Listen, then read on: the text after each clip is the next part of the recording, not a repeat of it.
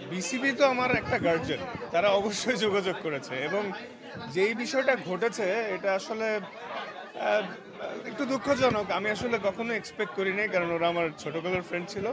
But এই বিষয় থেকে আমার ফ্যান্স এবং আগামী জেনারেশন একটা জিনিস শিক্ষা পাবে যে আসলে বন্ধুত্ব চয়েসে কতটা কেয়ারফুল হইতে হবে। তো এই ছোটকালের বন্ধু হইলে যে ও আপনার শুভাকাঙ্ক্ষী হবে সেটার কোনো এই মানে না। তারা হয়তো উইদিন 24 আওয়ার সব কিছু উইথড্র করেছে, তারা আমার ভালো চায় বলে। তারা যদি ভালোই চাইতো তো কোনো প্রবলেম হইলে পারিবারিকভাবেই কথা বলতো, তাই না? বাট যেহেতু আমি এখানে কোনো দোষী না, এজন্য ওরা বেশিক্ষণ যেতেও পারেনি এবং আমি চাইলেও আমার সাইড থেকে কোনো একটা অ্যাকশন নিতে পারতাম, বাট আমার বাবা সেটা করতে দেননি।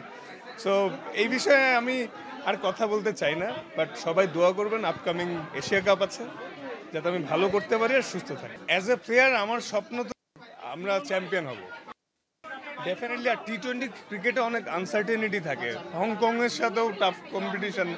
ইন্ডিয়া, পাকিস্তান, শ্রীলঙ্কা সবাই এশিয়ার বেশ বেশ ভালো টিম। ডেফিনেটলি ইজি হবে না, কিন্তু মার্শাল্লাহ লাস্ট দুইটা সিরিজ আপনারা দেখেছেন আমরা জিতছি। আমরা ভালো শেপে আছি, আশা করছি ভালো কিছু।